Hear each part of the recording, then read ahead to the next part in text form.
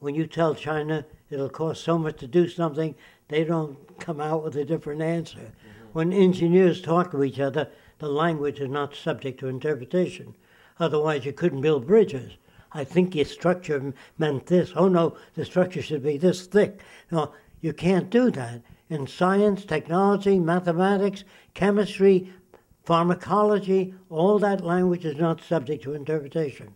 When a doctor prints a prescription, no matter where you take it, the pharmacist does not interpret that his own way. So it's possible, trying to prove to you, it's possible to develop a language not subject to interpretation.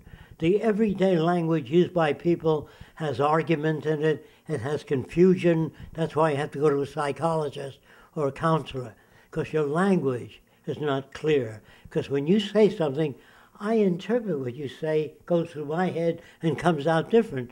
And he says, I never said that. Oh, says, yes, you did. See, so that doesn't happen in mathematics, technology, banking, money, chemistry. So I'm just saying it's the old language. Now, any psychologist that would adjust you to this system has to be stupid or a victim of this system. A psychiatrist also tries to adjust you to this system, which is completely fouled up. So I'm trying to tell you something. Your schools, your social institutions, your universities, your commercial radio and television are all operated, 90% of them anyway, by the monetary system. So you don't get truth anywhere. There's a person comes to see me sometimes and says, I'm a truth seeker. You'll hear that time and time again. In order to seek the truth, you'd have to know everything. How would you know what you're seeing is true or not? You have to be smart beyond description. So there's no such thing as a truth seeker. Then there's a person that says, well, Jacque, you're a utopia. You want to build utopia. There's no such thing as utopia. Any city that's designed today will be improved tomorrow. There's no final frontiers. You can't design the best laptop. Because next year it'll do more. Today, most cameras don't have film. They have solid-state systems. So what will the future be like? No one really knows the detail of the future. But it'll never arrive at the ideal society. It's like saying, design the best television set. You can only design the best television set up to now with what you know. But the person talks about final frontiers. That's stupid.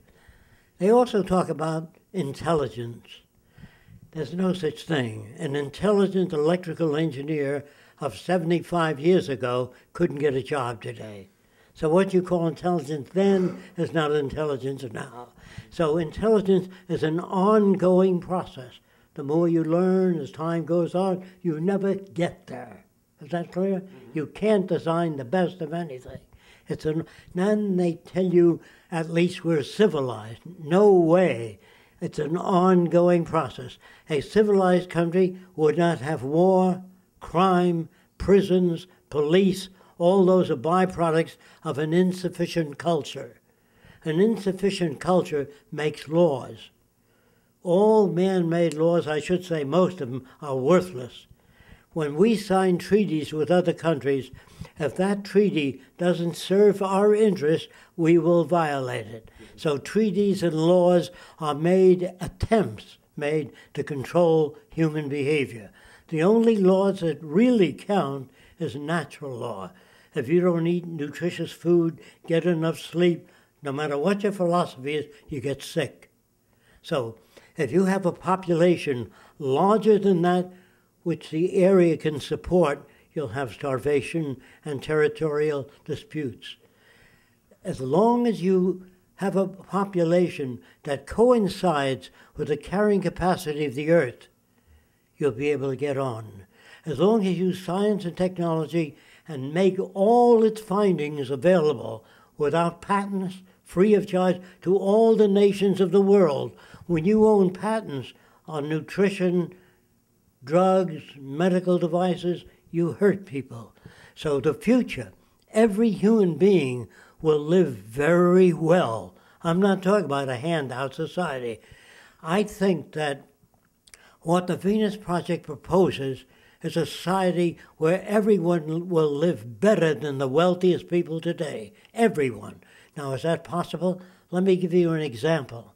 The middle-class American today, or the middle-class person in any advanced society, lives better than kings. They have air conditioning in their car. They have communications in their car, telephones.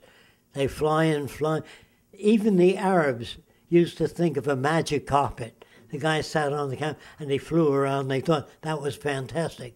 But they never told you when it rained, the carpet got soaked, and everybody got wet, or you had to go to the washroom. What did you do in the magic carpet? Now you have airplanes with television in the airplanes. Even the magic carpet was considered, oh, that's too far out. Nothing's too far out. Anything a person can conceive of can be built. So you have to, instead of making soldiers, which are killing machines, I hope I'm getting to a lot of soldiers. They are killing machines. We would educate soldiers to become problem solvers, send them to universities free of charge, so they learn how to solve problems rather than kill. When you kill, you build hatred for the future. You kill children, you kill adults, and that nation that you did all the killing in doesn't have pleasant associations with our nation. The Jewish and Arab situation, Palestinian problem will go on and on and on until the earth is declared common heritage. And all the artificial boundaries that separate people will be dissolved. And when all people are brought up together, then you have the brotherhood of humanity. Do you think it's when it's going to take an economic crash so that the public loses confidence in their leaders, but if they don't see our films, they wouldn't know which way to go. So we are offering a system, a sane system for all the world's people, a high standard of living. You cannot solve a problem in your country alone, like the technocrats want to develop America into a highly technical society. If the Russians and Chinese and the French do nuclear experiments, that air goes all over the world. Look, today America has 300 submarines. Each one has more destructive power than all the wars in history.